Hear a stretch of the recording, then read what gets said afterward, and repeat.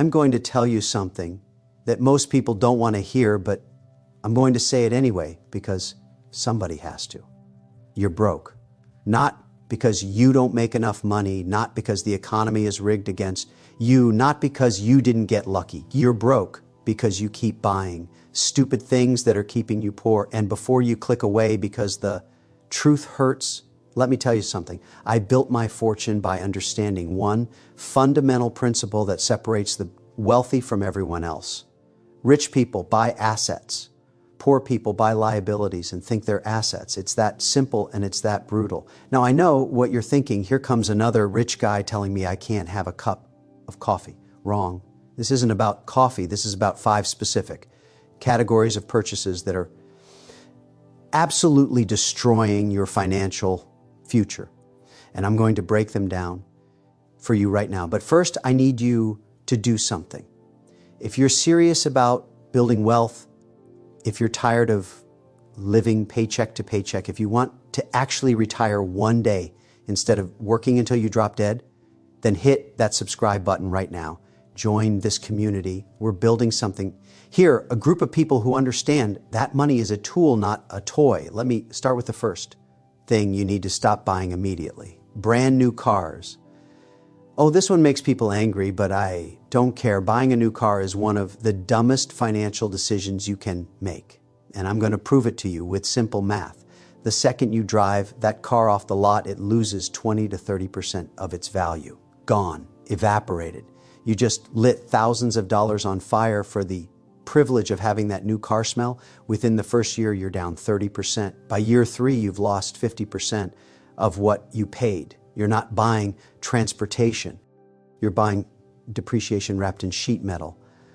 But here's what really kills me. People finance these cars. They take out loans at 5, 6, 7% interest to buy something that's losing value faster than ice cream melts in July.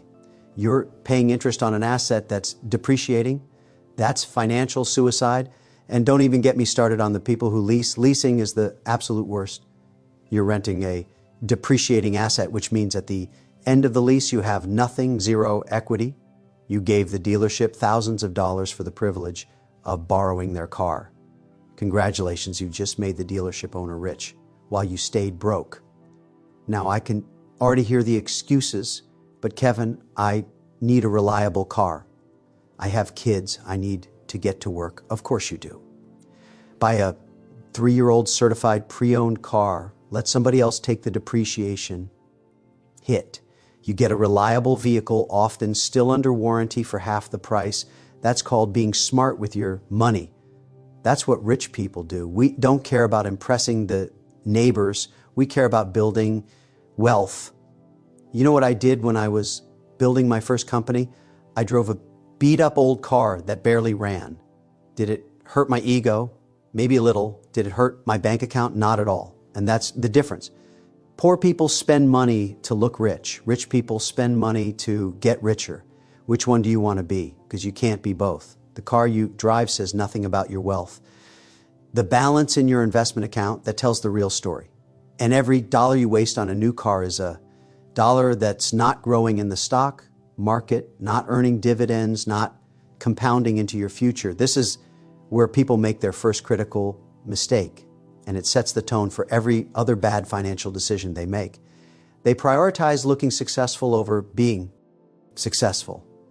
And that brings me to the second thing that's keeping you poor, something that's even more insidious because society tells you it's a smart investment. The second thing you need to stop buying is too much house.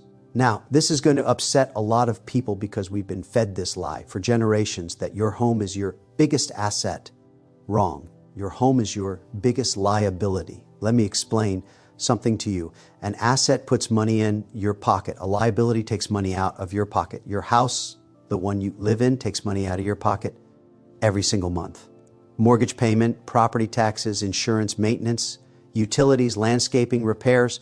It's a money pit. And the bigger the house, the bigger the pit. But Kevin, real estate always goes up in value, does it? Ask the people who bought in 2007 and watch their home values collapse. Ask the people who are underwater on their mortgages right now. Real estate goes up, sometimes in some markets if you're lucky, but even when it does go up, you can't access that equity without selling the place you live in or taking out a loan against it, which is just more debt. And let me tell you something about debt. Debt is a tool that makes rich people richer and poor people poorer. When you borrow money to buy stocks or build a business, that's good debt because you're leveraging to acquire assets. When you borrow money to buy a bigger house than you need, that's bad debt because you're leveraging to acquire liability. Here's what kills me. People stretch themselves to buy the biggest house they can possibly afford. The bank approves them for $500,000. So they buy a $500,000 house. That's insane. The bank doesn't care about your financial future. The bank wants you in as much debt as possible because that's how they make money. They're not your financial advisor. They're your creditor and credit. Oars want you owing them for the next 30 years. That's 30 years of interest payments flowing into their pockets. Do you know how much you actually pay for a $500,000 house with a 30-year mortgage? Try over $800,000 when you factor in the interest. You're paying $300,000 extra just for the privilege of borrowing money. That's not building wealth. That's transferring wealth from your pocket to the bank's pocket. Now, here's what you should do instead. Buy half the house the bank says you can afford. If they approve you for $500,000, buy a $250,000 house. I don't care if it's smaller. I don't care if it doesn't have the granite countertops and the walk-in closets. Buy the house you need, not the house you want. Then take all that extra money you're saving every month, the money that would have gone to a bigger mortgage, bigger property taxes, bigger utility bills, and invest it. Put it in the stock market. Build a portfolio. Buy dividend-paying stocks. Let that money work for you instead of working for the bank. This is the secret that wealthy people understand. We live below our means. Warren Buffett, one of the richest men in the world, still lives in the same house he bought decades ago for $31,000. Why? Because he understands that every dollar spent on an unnecessarily big house is a dollar that can't compound in his investment portfolio. That's opportunity cost. And opportunity cost is the silent killer of wealth. The third thing that's keeping you poor, and this one is going to sting, is eating out all the time. I'm talking about restaurants, takeout, coffee shops, delivery apps. You're hemorrhaging money on food and you don't even realize it. Let me hit you with some numbers. The average American spends over $3,000 a year eating out. $3,000. Do you know what $3,000 invested every year for 30 years becomes at a 10% return? Over $500,000, you're trading $500,000 N dollars in retirement wealth for convenience and fancy meals you'll forget about in 24 hours.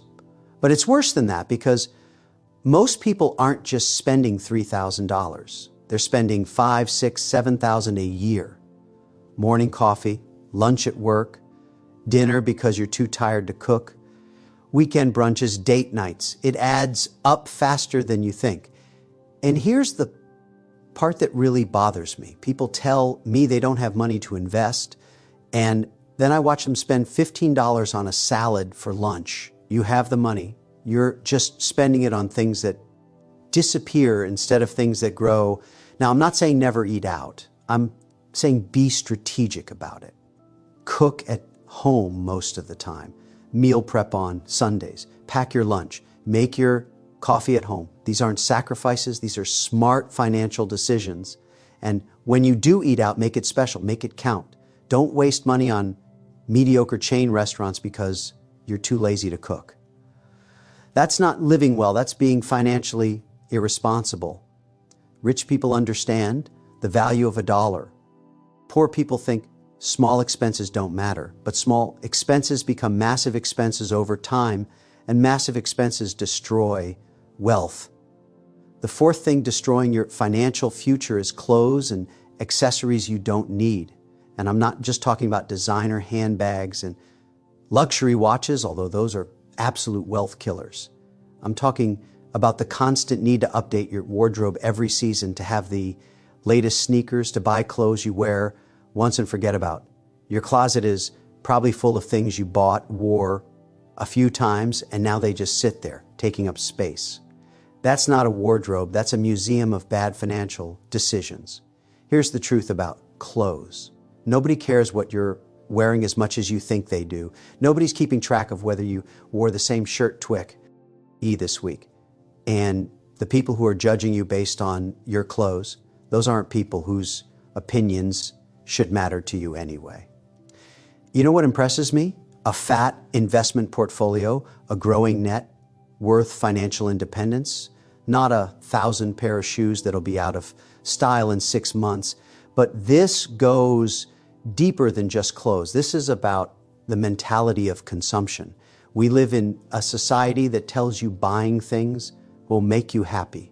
New phone every year, new outfit for every occasion, upgrade, update, replace. It's a trap designed to keep you spending and keep you poor. The fashion industry, the tech industry, they've built their entire business model on making you feel like what you have isn't good enough and you fall for it every single time. Let me tell you what rich people do. We buy quality items that last. We wear them until they actually wear out. We don't care about trends. We don't care about impressing strangers. A good suit, a good pair of shoes, a reliable watch. Buy once, buy quality, and move on with your life. Your money has better places to be than in some corporation's pocket because they convinced you that you need their product to feel valuable. You don't. Your value has nothing to do with what you wear and everything to do with what you build. Now, the fifth and final thing that's keeping you poor, and this might be the most important one, is subscriptions and memberships you don't use. Gym memberships you never use. Streaming services you forget about. Apps with monthly fees, premium subscriptions for things you could get for free, magazine subscriptions, software you don't need. It's like a slow leak in your bank account dripping. Away $10 here, $15 there, and you don't even notice until you actually sit down and add it all up. I want you to do something right now. Pull out your bank statement. Look at all the recurring charge. How many of them are you actually using? How many are you getting real value from? I guarantee you're paying for at least 3 to 5 things you completely forgot about. Cancel them today, not tomorrow, today. This is free money you're giving away to companies that are betting you're too lazy to cancel. Don't let them win. But here's the bigger issue. These subscriptions represent a mindset. They represent the idea that you need constant entertainment, constant access, constant stimulation. You don't. You need to build wealth. You need to invest in your future. Every dollar going to a subscription service you barely use is a dollar that's not working for you in the market. It's a dollar that's not compounding. It's a dollar that's not building your retirement. And when you're 70 years old and you can't afford to retire, you're going to wish you had CanLed, that streaming service you watch twice a month. So let me bring this all together for you. Stop buying new cars. Stop buying too much house. Stop eating out all the time. Stop buying clothes you don't need. Stop paying for subscriptions you don't use. These 5 things are the difference between being broke and being wealthy. It's not about your salary. I've seen people making $40,000 a year build serious wealth because they understood these principles. And I've seen people making $200,000 a year living paycheck to paycheck because they refuse to learn the choice is yours. You can keep doing what you're doing and stay exactly where you are, or you can make the hard decisions, cut the waste, and start building real wealth. It's not complicated. It's just uncomfortable. And most people choose comfort over wealth every single time. Don't be most people. Now, if this video opened your eyes, if you're ready to stop making excuses and start making money, I need you to take action right now. Smash that like button. Tell the algorithm that this content matters. Leave a comment below and tell me which of these 5 things you're guilty of. Be honest. We're all learning here. And if you haven't subscribed yet, what are you waiting for? Hit that subscribe button, but don't stop there. Become a member of this channel. When you become a member, you're investing in financial education. You are joining a community of people who are serious about wealth building. We're going to keep bringing you the truth, the strategies, the no-nonsense advice that actually works. Money doesn't care about your feelings. It doesn't care about your excuses. It only cares about the decisions you make. So make better decisions. Stop buying stupid things. Start building wealth. That's how you win. That's how you get rich. Now get out there and make it.